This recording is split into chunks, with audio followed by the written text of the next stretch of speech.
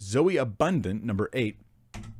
Zoe Abundant, Life Abundant, says, should we hate the evil doer, those who promote or perform abortion, for example? Or should we just keep their salvation in mind, or can we do both at the same time? Here's where I want to say it's complicated. I think that it's possible in some sense. Okay, in some ways it's not possible to love somebody and hate them at the same time. In some sense, it's not possible. In another sense, it seems like it is. and so let me give you an example.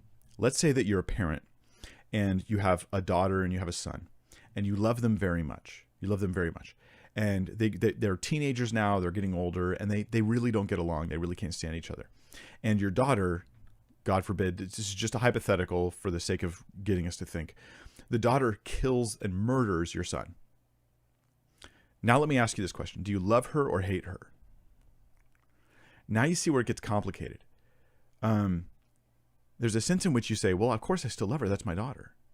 But there's a sense in which you could, I don't know if the term hate is the right word for it, but you're like, I'm repulsed by, I won't tolerate, I can't stand what she's done and the things she's harbored in her heart and the lifestyle that she's chosen, these kind of things. So there's a sense in which you can say this love doesn't mean like this acceptance kind of thing. God hates sinners and sin, but he loves sinners at the same time. And I think it's this illustration with the daughter. The desire for your daughter would be for her to somehow be restored, but there's still this atrocious, horrific thing she's done. So I think that I can look at those who say perform abortions or rob banks or scam people on the internet and take especially the elderly. They embezzle or steal money from the elderly. And I can say, like there's a sense in which I hate them. Like, don't you? I was walking around my block one time and I found a package on the sidewalk and it had been opened and it was a prescription. It was a bottle of prescription medication.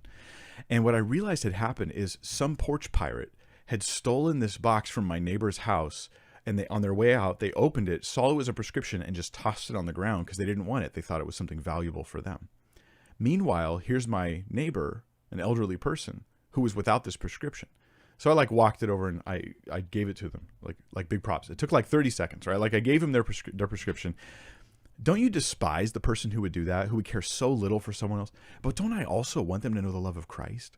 Don't I also want them to turn and to be changed? And in the end, whether they will end up being loved or hated, whether they will end up being embraced or rejected by God, will depend on whether they come to Christ. So God loves us while we're in our sin, but he doesn't tolerate it, doesn't accept it. He hates us. There's a sense in which you could say he despises us for the things we're doing, but he will redeem us, and he won't give up on us until that last moment. So we have that opportunity to turn for him to set aside all of that. As through Christ, we accept his transformation and change. I hope that helps.